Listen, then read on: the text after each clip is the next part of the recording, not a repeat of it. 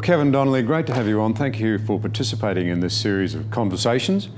You really have a lot to say about education. You launched this book, How Political Correctness is Destroying Australia, only a matter of months ago, into its third print run already. I'd like to quote something you said. Culture, while also referring to a way of life, in its deepest and most profound sense, deals with wisdom and truth and moral and spiritual values and beliefs. Such knowledge and understanding does not happen intuitively or by accident. What's the positive case, Kevin, for understanding and teaching the history of our own culture?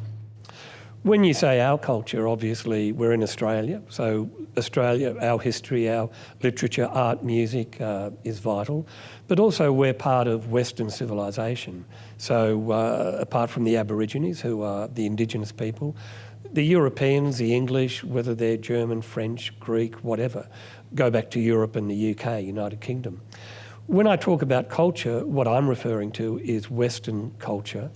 And if you don't have an understanding of how that has influenced not just your development as a person, but also the institutions that hold this country together in terms of whether it's the parliament or the legal system, Christianity is also vitally important. If you don't have an understanding of that broader culture, then you're not grounded, I'd argue, in what should be something positive and worthwhile. I mean, we are a very peaceful, relatively peaceful, stable, prosperous country. Most of the West is, if you look at Canada, America, England, New Zealand, Canada, part of the Anglosphere, as they call it. Those countries are successful because of that broader Western civilisation, Western culture. And in the book I talk in some detail about why that is so vital. Pierre Ryckman, a sinologist, he was at the ANU, Sydney University, a great academic. He argues that if you don't understand your culture, then you can't understand Chinese culture, for example. So when he taught Australian students, he made sure, first of all, that they studied Australian Western culture, because he argued, how could you understand Confucius if you've never read Greek philosophy? Well, it's very interesting to me that an economist will study history. It's regarded as critically important to that discipline, so you can learn what's worked and what's not worked in the past. A military leader will understand history, what's worked and what's not worked in warfare. And yet somehow our culture now seems to be dominated by people who want to either not teach our history at all or massively revise it. When you look at the way history was taught when I went to school many years ago, there was a grand narrative approach, as they call it. So in Year 7 we may have studied ancient Greece and Egypt. We looked at the Tigris, Euphrates, the growth of civilization. Then we looked at England, Europe. We also looked at Asia and what had happened around the world. But we had a strong sense of that narrative, that historical overview. So we understood, for example, where concepts like democracy began. We understood where concepts like liberty, freedom, the things we now take for granted, they're culturally specific in a sense, that they didn't happen by accident or intuitively. There's something that can be traced back through history. John Howard, when he was Prime Minister, had a history summit because a lot of teachers, a lot of academics were arguing that young people were going through school and universities without a grounding, a solid grounding in that narrative. And they were coming out with an episodic, fragmented view. They know, for example, about the Depression or the Vietnam War or women's liberation, but they didn't have that overview. And if you don't have the overview, you are ignorant of how we've arrived at where we are today and where we should be going in terms of the future. You're in a unique position, I suspect, to understand some of the great sort of themes that have run through our culture. You defend our Judeo-Christian heritage, but you yourself are very familiar with communist thinking from family influences, as I understand it. Presumably you've had to think both through. Karl Marx observed that people deprived of an understanding of their history and culture are easily persuaded. Have we become a culture that's easily persuaded because we perhaps don't know our history? One of the, when I was a literature teacher, I taught for 18 years, but I loved George Orwell. And if you read Animal Farm or 1984, and Orwell, who lived through the Spanish Revolution, Civil War rather, and was very close to the Communist Party in Spain, he then became disillusioned with what Stalin had done in Russia and what Stalin attempted to do in Europe. And he makes the point, Orwell does in his books, that one of the ways a dictatorial government or a fascist government or a communist government, one of the ways they control people is by controlling language and by controlling the past. And in 1984, Winston, his job is to actually look at magazines, periodicals, change the pictures. People would suddenly disappear if they were out of favour. And Orwell makes the point, if you can control the past, you can determine the present, and you can then choose the path for the future. So we have to be very careful here that young people, when they're going to school, universities or school, that they have a strong sense of what our history is, what our culture is, and what it is that we should acknowledge and defend in terms of our culture. Now, obviously, there are things that we can improve on. There are things in history that should not have happened, but they did. But the positive about Western civilization is that it actually within itself has the ability to be self-critical, to say, for example, with slavery, that that should be abolished many years ago, and arising out of that, the Christian view that we're all made in God's image, that we have inherent dignity of the person. Christians back in England fought a long campaign to abolish slavery. Emancipation of women is another one. For far too long, women did not have the same rights as men.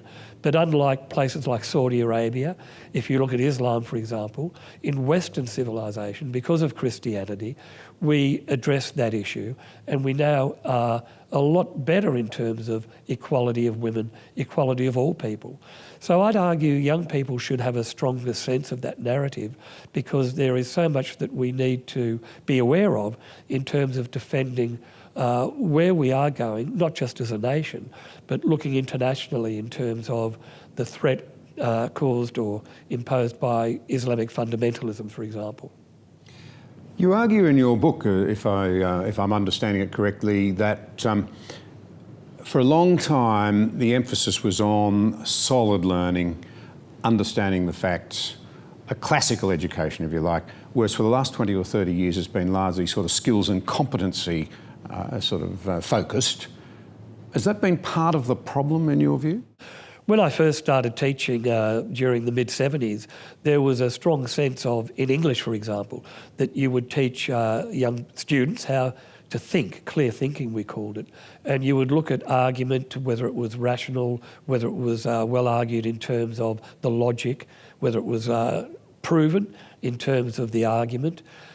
We also, for example, when writing an essay, taught students how to précis a point of view, then write an essay where they would have an introduction, a conclusion. We taught them about a sentence, what a grammatically correct sentence was. And we also read a lot of literature, poetry, for example, which gave you an idea of the musical quality of language, which I think is vital. But then when I went back to teaching during the 80s and 90s, after I'd taken a break, what had happened was they'd thrown the baby out with the bathwater. In English teaching, they moved away from teaching grammar in a formal sense. They'd moved away from précis and also essay writing in a more structured way. And what's happened is that that has impacted on how young people actually think and how they address an argument and how they defend a point of view. Because if you haven't got those basic skills in terms of what is a rational, reasoned argument, then it's very difficult for you to enter into debate in a constructive and positive way. Education, to put it simply, as the Americans would say, has been dumbed down, and there are lots of reasons for that. One is it became very child-centred. Do what the child wants in terms of study, relate it, make it immediately relevant to the child. My daughter, when she was at a very good school in history, spent 3 weeks studying Princess Diana. And I asked the teacher, why were you studying Princess Diana? And she said, well, she just died and she's a martyr, she's a heroine. And I said, but this is history. Shouldn't they be learning something more in terms of the evolution, for example, of the suffragettes, of women's equality over time? But the problem there was that history became episodic, fragmentary, very topical, relevant. And if you look at what young people need, especially when they go to university, they need a stronger narrative, a stronger overall picture.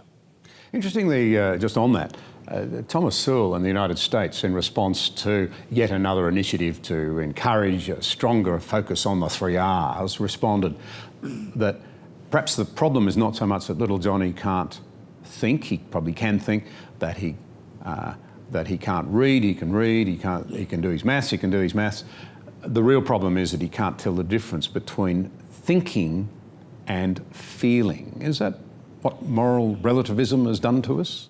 When you look at, and I taught literature for many years, when you look at the more recent approaches to literature, it's more about a subjective response. There was what was called reader response theory. So instead of arguing that there was an author, the author is dead. The French argued, when you look at people like Derrida and Foucault, postmodernism, deconstruction.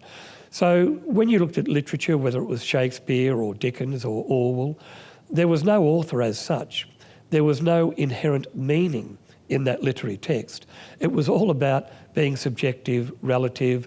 If you feel this is true, then it is true. Yeah. So you might have 20 students in a class. Each one of them would have their own feeling or impression about what the text was telling them. Now, I had to say, well, that's wrong. Actually, look at what's printed. Look at the text. What is the author intending to say?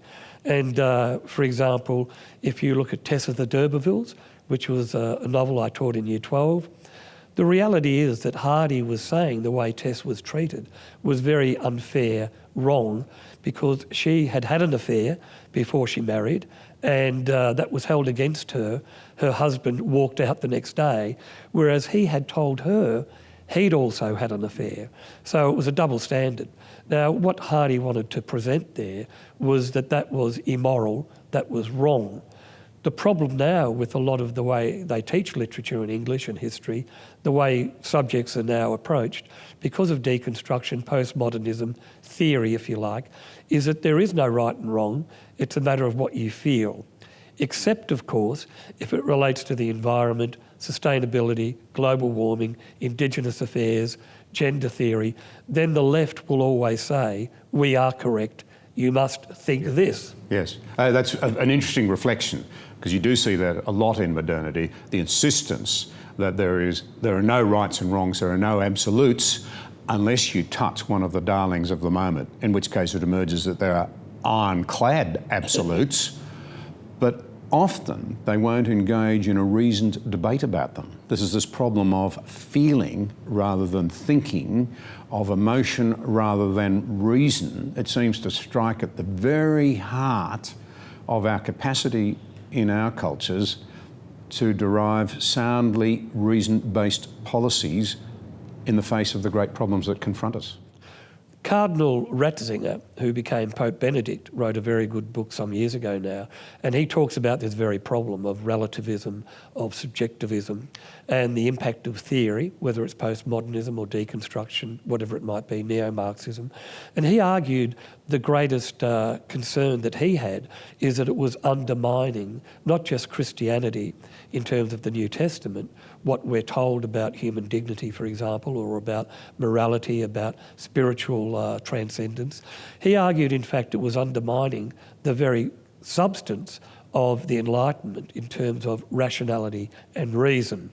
And the argument there has really come to the fore when I looked at what's happening in universities now, that you have trigger warnings, for example, where students are warned that if they're going to read a play, say Othello or Hamlet, that somebody commits suicide, or that there's a person of colour, like something Huck Finn, Mark Twain. But what happens now in universities, we have trigger warnings, we have safe spaces, we have this idea that people Cuddly should dogs. be... Sensitivity toolkits was my favourite, where sensitivity toolkits. where academics are now told that instead of saying he or she, you should use a gender-neutral pronoun like ze, or they, which is grammatically incorrect, we know. And so the way we actually teach young people now, it's pandering to this political correct idea that they're snowflakes, that they'll somehow be offended. I mean, I grew up in a household where Dad was a communist, so it was eureka. So you understand atheism as well as Catholicism. Absolutely. Yes. So it was Eureka Youth Movement, which was the Young Communist Party of Australia. On Tuesday, Stalin, Lenin, the Glorious Revolution, and thankfully it was Sunday Mass with my mother, confirmation, communion, and I learned so much about the New Testament and the word of Jesus. But through that upbringing, I really got to know firsthand two of the most powerful and influential thoughts, ideas. I won't call them ideologies, but those two schools of thought, if you like, that have so shaped the 20th century and 21st century. And really, when I looked at communism, I couldn't find anywhere in the world where it's worked. I travel a lot, as a lot of people do. When I go to Indochina, what is now Myanmar, Burma, Vietnam, Cambodia, Laos, none of it has worked in terms of the Glorious Revolution. I mean, whether it was Ho Chi Minh, Pol Pot, the killing fields, whether it was Stalin in Russia, the reality is that communism, this utopia that they talk about, it's never eventuated. And in fact, it's a sordid history of millions of people dying, of oppression, of dictatorial regimes, as George Orwell found out, as Solzhenitsyn wrote about in Russia, the gulags. And at least with Christianity, there was a recognition there that we are human and we are frail, we do make mistakes, but if we do believe in the inherent goodness of people, if we do have a strong moral sense of right and wrong, then we can hopefully address these issues and be more positive and beneficial in terms of the outcomes. Yeah, fascinating to me that we've just recently, as you and I talk, heard a very interesting and high quality address from former Chief Justice of the High Court, French, who's commented that the right to free speech and the exercise of free speech actually, in a properly functioning society like ours, must take precedence over occasionally hurt feelings, for want of a better term. Surely he's on to something. We need to be a little more robust. I know personally that often the times when I've, if you like, had those moments when I've suddenly understood something perhaps very important about myself and had to eat a bit of humble pie, have frankly been the times when I've heard something that's been hurtful and unpleasant. If we try and insulate people from that, if our academics have to run whole courses around not offending people, how are you ever going to be challenged to learn and to think and to grow and to mature? I was very lucky to grow up at a time in Broadmeadows in Melbourne where the teachers taught us about argument and debate. We had a debating society.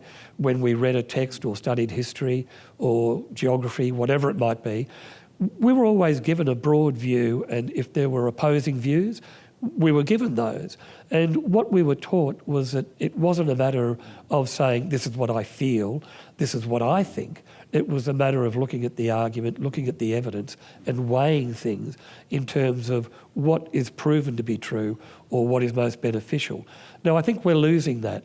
One of the benefits of Western civilization is obviously freedom of speech, freedom of religion, obviously, freedom of speech just as important. And what's worried me in Australia with 18C, for example, is that people like Bill Leak, the cartoonist at The Australian, for telling the truth about the dysfunctional nature of remote Aboriginal communities. He was vilified on social networking. He was threatened with being taken before the commission. And when that starts to happen, you think, well, society is losing the ability to argue and to people's freedom to think independently. The quickest road to a dictatorship, as George Orwell knew, is to control how people think, to manipulate the way they use language, and to take over the education system. It's interesting, in Victoria, Joan Kerner was the education minister and premier many years ago. She gave a talk at a Fabian Society in Melbourne where she argued quite openly that education, schools, had to be used as a tool to overthrow capitalism, as she called it, and to have the socialist utopia, to enforce communism. When I was back at university doing the postgrad for the doctorate, I looked at what was happening in America, England and Australia in terms of education, school education. Teachers were being taught what was called the sociology of education, which was all a Marxist, neo-Marxist view that things like Year 12 exams, competition, meritocracy, academic studies, they were all apparently tools used by the capitalist class to control the working class. And what was happening in our university schools of education is that young teachers were being taught that they had to take the long road through the institutions, a long march, and that they had to use their subject, whether it was literature or history or music, to manipulate what young people were thinking in terms of theory, in terms of this cultural left idea. And we saw that when we reviewed the national curriculum, 2014, where subjects had to be interpreted through Indigenous, Asian and environmental sustainability perspectives. Now, we argue an element of that is okay, but what was happening is, in the classroom, if you were a sceptic in terms of climate change, that view was never heard. It was always what the deep green religion was pushing in terms of the argument. If you studied Indigenous cultures, you never learnt that they might be dysfunctional. You never learnt, in fact, that they might have issues about older Aboriginal men, the way they treat women. You certainly didn't know about what was happening with young children being raped or exploited in remote Australia. So the view that I had as an educator is that we should not use what we teach to indoctrinate people. We should actually be enlightening them in terms of a coherent, balanced, objective view about these controversial issues. One of the most remarkable men I've met in recent times has been Jonathan Haidt from New York University. And he would hardly claim to be somebody from the right.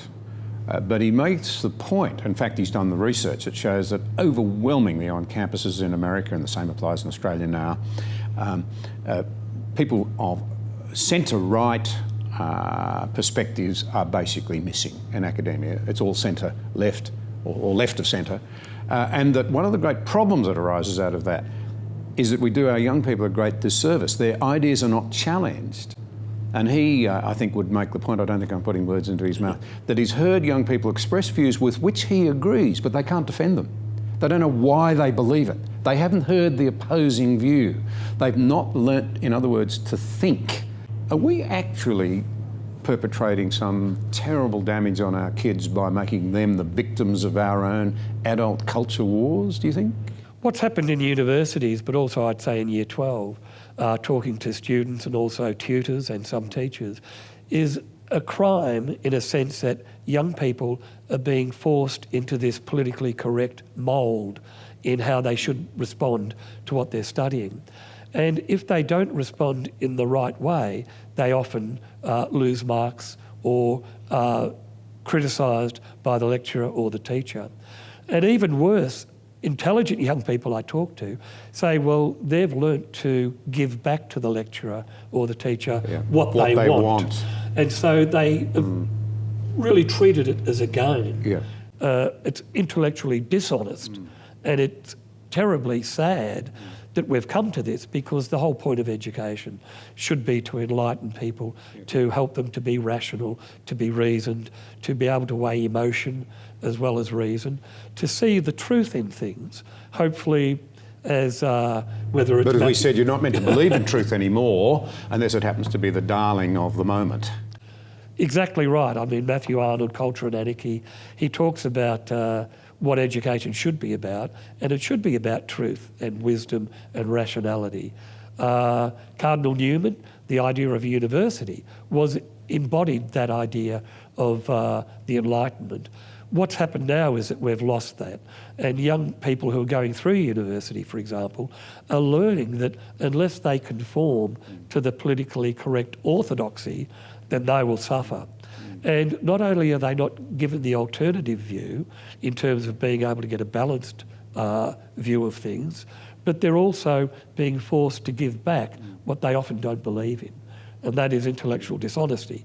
And also it means that when they go into a career or they go into the wider world, they don't have that grounding, that ability to weigh what can be very difficult, conflicting arguments.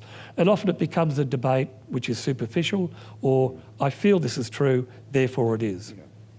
One of the things that I think is emerging now, if I had $1 for every time a young person said to me, oh, I had to write an essay that suited what the tutor wanted, which you've just alluded to, that's really concerning. But you are seeing a pushback, and I hadn't realised how extensive this was until Jordan Peterson came to Australia. Now, most people of our generation hadn't heard of him, even though he's sort of my sort of age and vintage. But he spoke to sellout crowds. And I witnessed personally, I emceed a night in Chatswood, 1,000 people, and the great majority of them were young men. And they were looking for raw meat, they were looking for substance, they were looking for depth, they were looking for honesty and grit, I would say. I think there is a craving amongst young people for something of more substance. They know that they're really being sold a mess of pottage, a lot of them. Do you find that? When I taught young people, say even year 7 and 8, they have a great thirst for knowledge, to understand, to deal with existential questions about what is life, why am I here, where am I going, how do I decide right from wrong. They might, by the time they get to year 12, have problems at home with family, or they may have started a relationship that hasn't worked out. I mean, by our very nature, humans, given that we're born and then we die eventually, while we're here, we do ask ourselves these questions, existential questions about the meaning of life. One of the greatest crimes being committed in education is that young people are no longer given a solid diet, if you like, a solid feed on the classics, whether it's literature or the narrative of history or a strong sense of spirituality. It's interesting, a lot of young people now, especially in primary school, are getting involved in resilience training, wellness, meditation, yoga, and there's a thirst there for some kind of spiritual fulfilment. We used to get it through Christianity. I still think it's there in the New Testament, but we don't really convey that enough. But when I go back to young people, it is true that they are really seeking, searching, especially young men. I mean, my son, God bless him, James, was killed in a hit-and-run accident.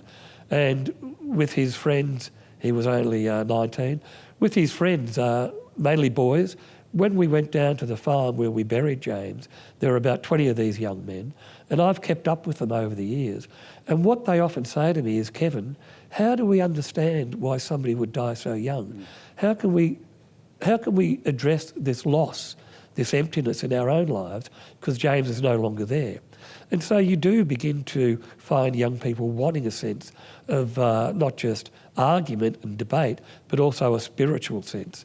And I know many years ago in America there was a writer, Iron John, who talked a lot about the feminisation of the curriculum, which is true, that for many years now, for whatever reason, women have had a great deal of control over what is taught, especially in subjects like literature, where young boys are often told, what do you feel about this?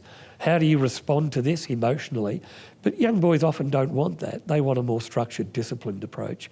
And if you look at the way young boys are taught in subjects like respect for relationships or safe schools, they're taught all the time that men are misogynist, potentially violent, that men are lesser creatures than women, and they're taught that their fathers, for example, be careful if they're in conflict at home with your mother. What young boys are losing is a sense of manliness, a sense of their inherent worth, and I think that's really another issue we haven't talked about which we could, because many young men that I know are growing up without being grounded in that sense of manliness, and often that will reveal itself in mistreatment of women. I think that's absolutely right, and I think the research tends to back that up, as a matter of fact. And there's a warning sign for those who want to push this sort of statist view that says the state's better raising your children than you are, parents. And I think the warning sign comes in the massive interest in what Jordan Peterson's saying, because he is actually, I think, saying to young men, and they are responding, pull your shoulders back, get your life sorted out, then you can make a contribution to society. Don't expect a therapy society to solve your problems. And they're responding partly because they are sick to death of being told that their simple masculinity is toxic. That's right. As though men somehow are incapable of acting nobly and with courage and seeking to defend the weak and the poor and the vulnerable. I don't know what happened to the old ideas of decency and nobility and courage and self-sacrifice. Well, obviously they're all Eurocentric, patriarchal, misogynist, binary concepts that the gender people or the feminists would argue we have to throw out.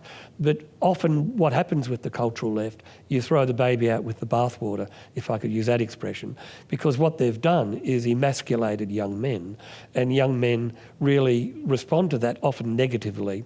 I'll give you another example, the Safe Schools program, which was a national program going into primary and secondary schools, funded by state and federal governments, that taught everyone, students as young as 8 or 10, even in kindergarten, that gender was fluid, limitless. You can self-identify. If you're a boy, there's a gender fairy apparently, one book. If you're a boy and you want to be a girl, be a girl.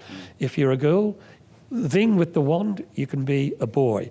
They were taught that there were over 40 different genders, whereas, as we know, 99% of people are born either male or female. Genetically, we're programmed, as one of my favourite feminists argues in America, that we are programmed genetically in terms of male and female attributes.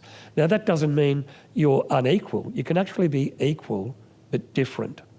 But what the left wants to do is to get rid of that difference in terms of gender, which I think is a real threat. Yeah. I think one of the great problems here is that when parents hear this sort of remarks that you've just made, they don't believe it. They think, we haven't gone there. That's just crazy stuff. We don't believe it. I actually think it's time parents did believe it and started to recognise that their rights as parents, their responsibilities as parents are being undermined. You argue in your book that we need to, and I happen to agree with this, do a better job of teaching young people about the great belief systems that have shaped our world. Modern secularists say that's irrelevant because we're growing out of religion. That, of course, is complete nonsense. It flies in the face of all the research and the data. It's only the West where in elite circles secularism or atheism has taken deep hold, and the West numerically is in decline. The rest of the world is now seeing an enormous interest, even ferment, over belief systems. Surely it stands to reason that our young people, if they're to understand the world they're going out into, do have a basic understanding of the great belief systems and how they shape people's worldviews. One of the books I read last year, Douglas Murray, The Strange Death of Europe, was really influential. And one of the points he makes, even though he's an atheist, he calls himself a cultural Christian. And it's interesting that often those on the left who are looking at current issues facing society, whether it's Islamic fundamentalism or refugees moving into Europe in England, whether it's the decline in terms of how history is taught, or whether people understand Christianity or things like the Enlightenment, the Reformation, for example, people on the left often say, well, we're actually cultural Christians because they understand how vital it is that all of us know about. That doesn't mean you preach to these, students or young people, or that you actually want to convert them.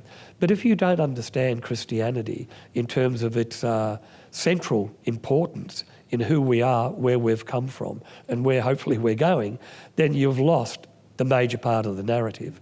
And I know Pope Benedict, he talked about the fact that the European Union many years ago, when they wrote the Charter, tried to airbrush Christianity out of European history, which is madness. I mean, you only have to go to Rome or Naples or Florence or London. I mean, there are cathedrals, churches everywhere. And if you look at even Australia, if you look at our Constitution, the preamble talks about humbly relying on God. Our parliaments begin with the Lord's Prayer.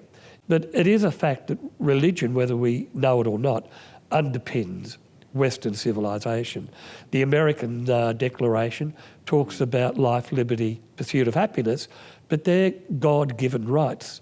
So it's vital that young people understand this narrative, and it always fascinated me when I read Douglas Murray that he talks about being a cultural Christian.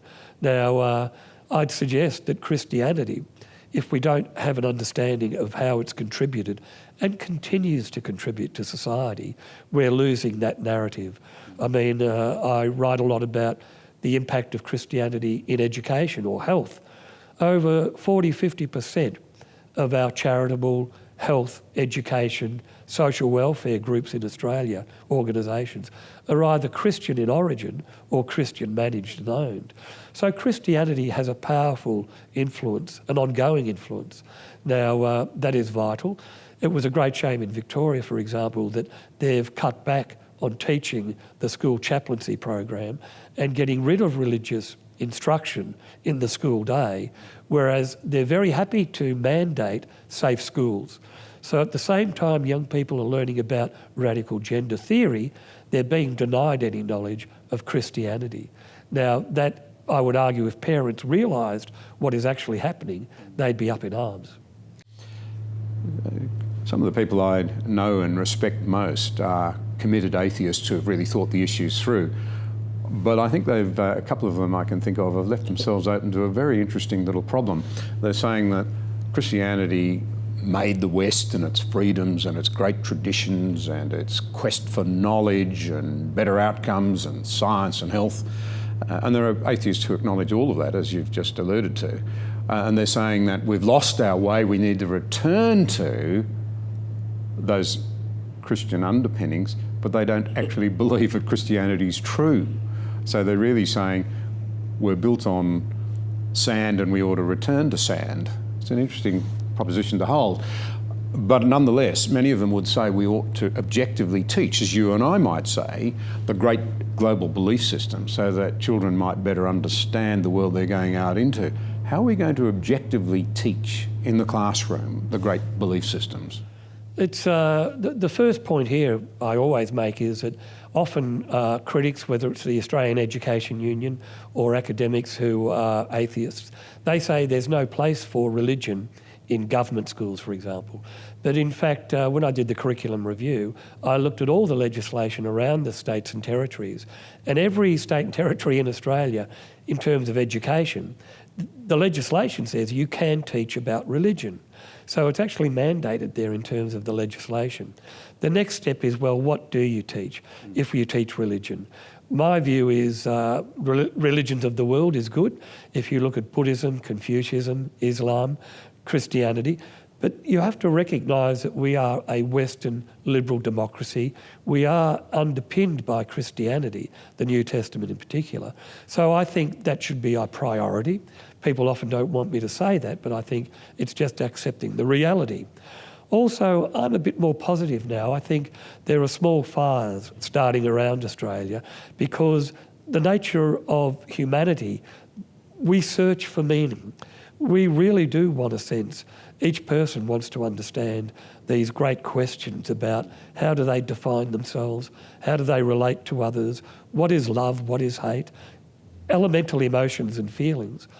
And when you look at something like Campion College in Sydney, liberal arts college, that's getting students, only a small number, but it's growing and growing. I was in Perth recently. I spoke there recently, and you know what really struck me? It's the extraordinary fireback from the young people, their curiosity, their interest, their questions, and the depth of those questions. That's just an aside, but I really was quite struck by it and encouraged by it. Campion is a very good example of what can be done. The other one, which is a good example, but having a bit of trouble, is the Ramsay bequest, where Paul Ramsay left money to establish Western civilisation centres. Now they're being undermined. They were knocked back by the ANU, initially by Sydney. I'm sure that with John Howard chairing that group, eventually that will happen. I was over in Perth recently, spoke at a Mankell Foundation 2-day seminar on the 68 revolution in Europe and the impact on Christianity. And just recently in Sydney, I spoke to over 200 young millennials, mainly men, about political correctness. And I was amazed by their thirst to understand, where did political correctness come from? How has it become so pervasive? Why is it the new orthodoxy? And what can be done to confront it and to get back to sanity and reason? So I've got a more optimistic view. I think even the work that you're doing, John, with your interviews like this, it's really starting to, I won't use the expression fight back. I think John Hewson. John Hewson used that, didn't quite work. But I think there is a fight back. And so I'm optimistic that with millennials in particular, young people, they're confronting this every day, whether at university or in their professions. I met 2 young professionals on the plane flying to Sydney, men 35, 38, highly credentialed, family, children. They were becoming quite cynical because at work they were being passed over because of affirmative action for women. A lot of these young men now especially are seeing the results of political correctness and they're not happy with it. Well, perhaps we could round this out by saying you quoted in your book T.S. Eliot, that education ought to be about the preservation of learning, the pursuit of truth, and insofar as men are capable of it, the attainment of wisdom. Sounds like committing ourselves to those would be committing ourselves to the best possible future for our children and equipping them for the world they're going out into. You can't go past education in terms of pursuing knowledge, truth, wisdom. The interesting thing that I find when I did the postgraduate work, where I studied curriculum theory over the last 40 or 80 years, is that often people such as myself are considered conservative on the right side. But in fact, if you go to the left side of politics, there are traditional Marxists like Antonio Gramsci, one of my lecturers, Doug White at La Trobe, Bill Hannon, another. On the left, there is a strong commitment to knowledge and wisdom and truth, because if it's all relative, if it's all subjective, if it's all you think what you like, it doesn't really matter, then you can't have the revolution, because the revolution has to be based on an objective sense of how society is structured. I mean, if you've read the Communist Manifesto, you know it is very much about an empirical, rational view, even though it's, I think, wrong. It argued that this is how society is structured under capitalism, the modes of production, the means of production, the superstructure and all the rest of it. But it's interesting that a lot of those on the cultural left, who I'm beginning to find more of, are actually saying we've gone down the wrong path. Yeah, I'm finding exactly the same thing. And they want to get back to a sense of strong grounding in that narrative of Western culture, Western civilisation.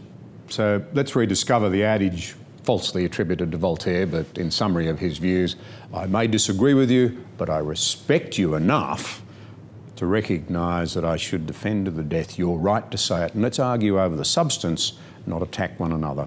And I'll leave you with this. When I was at university, a number of cultural left academics put together a manifesto for a democratic curriculum, as they called it, obviously reflecting the Communist Manifesto. But they actually argued that every student has the right to be initiated into a rigorous, balanced, broad education, what they called our best validated knowledge and artistic achievements. It's interesting they used the word best validated, because that goes back to the Enlightenment, to empiricism, to the search for wisdom and truth. Truth and reason. Kevin, thank you very much. My pleasure.